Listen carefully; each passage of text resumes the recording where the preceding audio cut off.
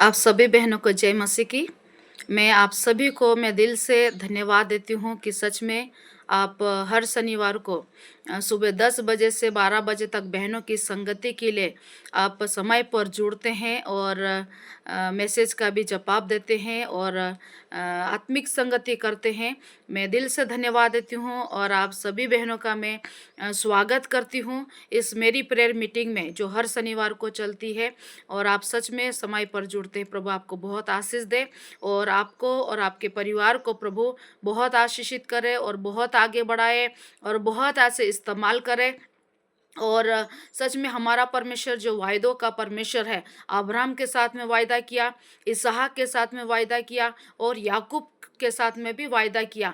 तो अब्राहम, इसहाक और याकूब का परमेश्वर का हम धन्यवाद देते हैं और सच में वो परमेश्वर वायदों का है जो उनके साथ में अब्राहम के साथ, इसहाक के साथ, याकूब के साथ वायदा करने वाला परमेश्वर वो हमसे भी वायदा करता है। उत्पत्ति 15 अध्याय उसका 5वां पद में हम वचन को देखते हैं तो अब्राहम के साथ में परमेश्वर इस तरह से वायदा करता है। वचन में लिखा है, और उसने उसको बाहर ले जाके कहा, आकाश की ओर दृष्टि करके तारा तारागण को गिन, क्या तू उनको गिन सकता है?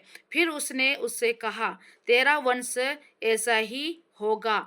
प्रभु इस वचन पर पढ़े जाने पर आशीष दे। और इस वचन में कहता है कि परमेश्वर अब्राहम को बाहर ले जाकर, है ना, वो जो आकाश में जो तारा है उन तारेगण को वो दिखाता है और कहता है, क्या तू उनको गिन सकता है ना?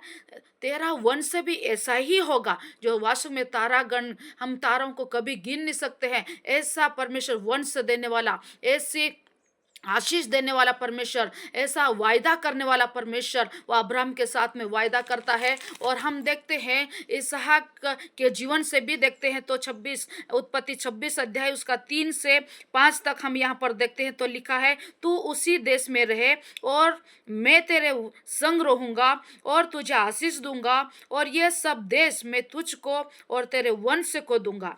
और जो शपथ मैंने तेरे पिता अब्राहम से खाई थी उसे मैं पूरी करूंगा। मैं तेरे वंश को आकाश के तारागण के समान करूंगा और मैं तेरे वंश को ये सब देश दूंगा और पृथ्वी की सारी जातियां तेरे वंश के कारण अपने को धन्य मानेगी, क्योंकि अब्राहम ने मेरी मानी और जो मैंने उसे सौंपा था उसको और मेरी आज्ञाओं, विधियों और व्यवस्था को का पालन किया है।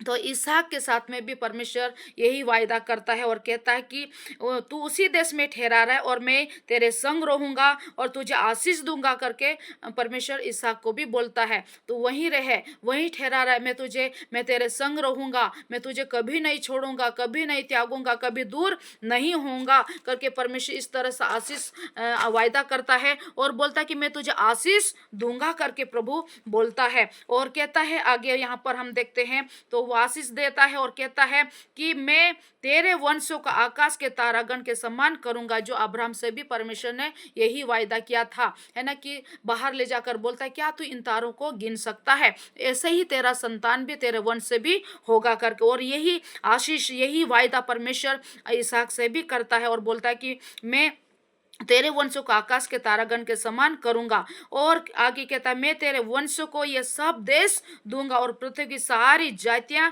तेरे वंश के कारण अपने को धन्य मानेगी। और आगे कहता है, क्योंकि अब्राहम ने मेरी मानी और जो मैंने उसे सौंपा था उसको और मेरी आज्ञा, विधि और व्यवस्था का पालन किया है। तो मेरे प्रियो, सच में परमेश्वर अब्राहम के साथ में जो वायदा किया है और इसहाक के साथ में जो इसहाक के साथ संग रहने का, आशीष देने का वायदा कर रहा है, वो परमेश्वर हमारे भी साथ रहने वाला परमेश्वर है। तो वो वायदों का परमेश्वर है। और दूसरी बात हम देखते हैं, तीसरी बात, पहली बात हम अब्राहम के जीवन से देखते हैं कि अब्राहम से भी वो वायदा करता है, इसहाक से भी वो वायदा करता है। और यहाँ पर तीसरी बात हम याकूब के बारे में भी देखते हैं। तो याकूब 35 अध्याय को सॉरी उत्पत्ति 35 अध्याय उसका 11 पद से देखते तो वचन कहता, फिर परमेश्वर ने उससे कहा, मैं सर्वशक्तिमान ईश्वर हूँ, तू फूले फले और बढ़े और तुझसे एक जाति वरन जातियों की एक मंडली भी उत्पन्न होगी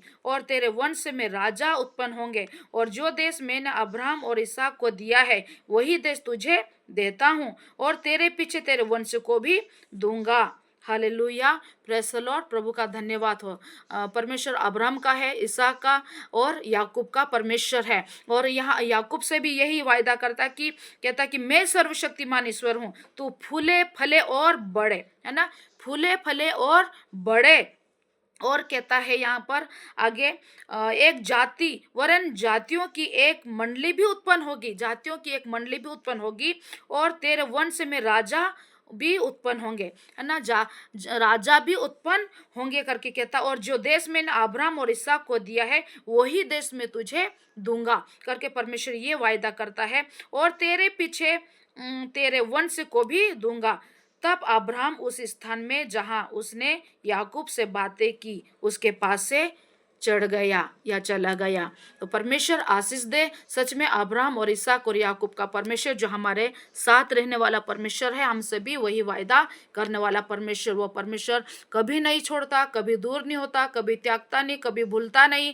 कई बार हम सबको, आपको, मुझे, हम सबको लगता है कि परमेश्वर भूल गया है, पास्टर भूल गया है, हमारे लोग भूल गए हैं, परिवार भूल गया है करके इस तरह से। लेकिन नहीं, अब्राहम और इसहाक और याकूब का परमेश्वर है जो वायदों का परमेश्वर, वो हमारे साथ भी रहता है, हमारे संग रहता है, हमें आशीष देता है, हमें अधिकारी बनाता है, हमारे हर कामों को वो परमेश्वर सफल करता है मेरे प्रियो। इसलिए परमेश्वर पिता का धन्यवाद हो कि वो कभी भूलता नहीं है, कभी छोड़ता नहीं, कभी दूर नहीं होता है। हर समय, हर पल, हर वक्त वो हमारे संग और साथ रहने वाला परमेश्वर है और हमें आशीषित करने वाला परमेश्वर है। और अकाल के समय में भी इसहाक के जीवन से यदि देखते हैं तो 26 अध्याय उसका 12 पद में हमने देखा कि वास्तव में वहाँ पर वचन कहता है कि वो अकाल के समय में जोता पाया और वो आशीष को पाया है, फल पाया है ना, 100 गुना फल पाया है, 100 गुना उसको आशीष मिली है। अकाल के समय में भी परमेश्वर हमें खिलाता है, अकाल के समय में भी बरसात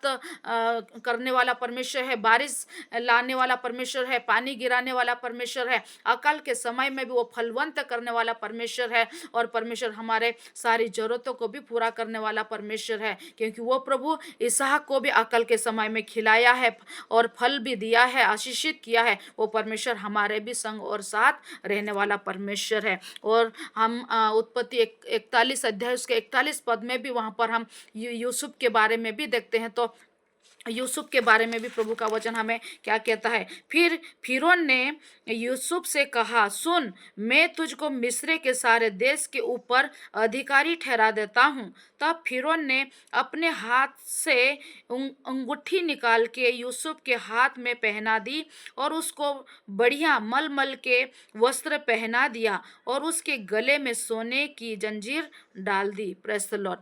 वो परमेश्वर यूसुफ के भी साथ रहने वाला, यूसुफ को भी वो मिस्र देश का अधिकारी बनाने वाला परमेश्वर है। और सच में वो अपने हाथ में से अंगूठी निकाल के यूसुफ के हाथ में अंगूठी पहना दी और उसको बढ़िया उत्तम अच्छे मलमल के कपड़े भी पहना दिए और उसके गले में सोने के चेन भी पहना दिया। तो परमेश्वर ने, महान परमेश्वर है जो यूसुफ को भी मिस्र देश का अधिकारी बनाने वाला परमेश्वर है। तो मेरे प्रियो, हमारे भी परमेश्वर साथ रहता है, हमारी भी रक्षा करता है, हमें भी परमेश्वर बढ़ाने वाला है और हमें भी आशीष देने वाला परमेश्वर है। इसलिए कभी हमें निराश, हताश, दुखी नहीं होना है। परमेश्वर के वचनों में हमें बने रहना है, परमेश्वर की संगति में हमें बने रहना है, प्रभु के वचनों में हमें बने रहना है। प्रभु हमें समय समय पर हमारे लिए सब कुछ उपाय करने वाला परमेश्वर है, जो अब्राहम, इसहाक और याकूब का परमेश्वर है, जो वायदों का परमेश्वर है। वो हमारे भी साथ रहने वाला, हमसे भी वायदा करने वाला परमेश्वर है और हमें भी आशीषित करने वाला परमेश्वर है। प्रभु यीशु मसीह आप सभी को इन वचनों के द्वारा बड़ी आशीष दे और बहुत ऐसा आशीषित करे और आगे बढ़ाए। धन्यवाद। God bless you. जय मसीह की।